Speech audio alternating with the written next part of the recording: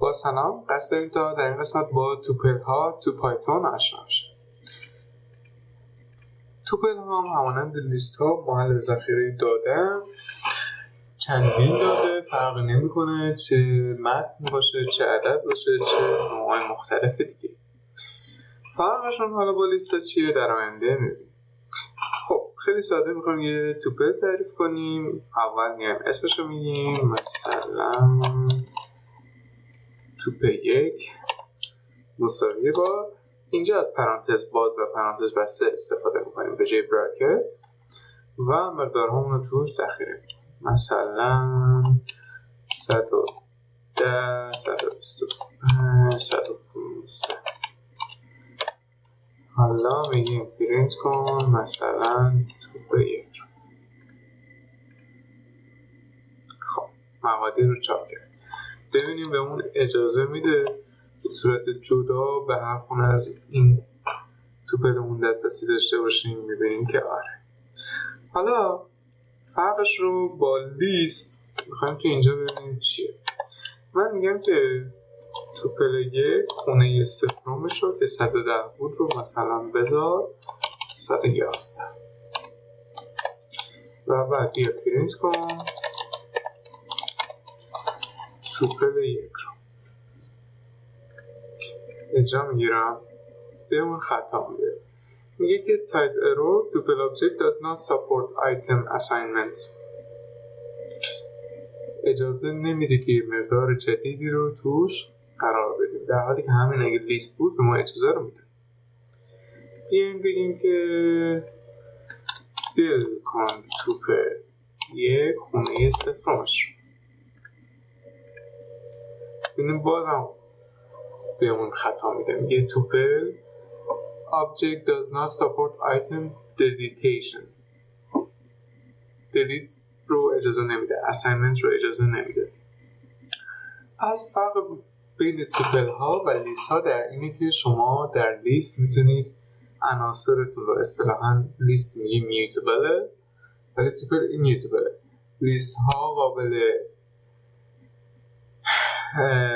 قابل تجدیدن، یعنی میشه مقادیرش رو عوض کرد، میشه چیزی رو پاک کرد، ولی توپل ها به هیچ وجه یک بار که تعریف میشن دیگه نمیشه مقادیرش رو عوض کنی و تا آخر میمونه.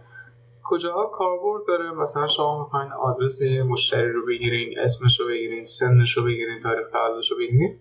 اینا چیزی که دیگه مثلا احتمالاً عوض نمیشه تاریخ تولد هیچ وقت. در نتیجه بهتره که توپل برزیم که دیگه ثابت براتون بمونه.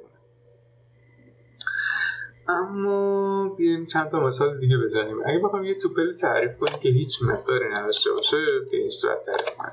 توپل 1 پرانتز باز و بسته. حالا مثلا پرینت کن توپل 1 رو این صورت. خب اگه که بخوایم یه توپل تعریف کنیم با یه مقدار، ببینیم بهمون این اجازه رو میده اینجا یا نه.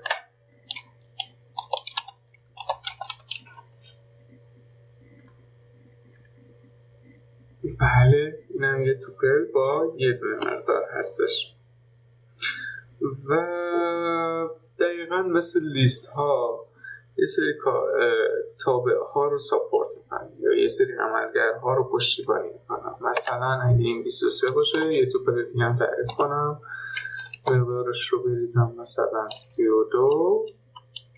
البته اسم رو میذارم توپل 2، میگم پرینت کن توپل 1 به اضافه توپل 2.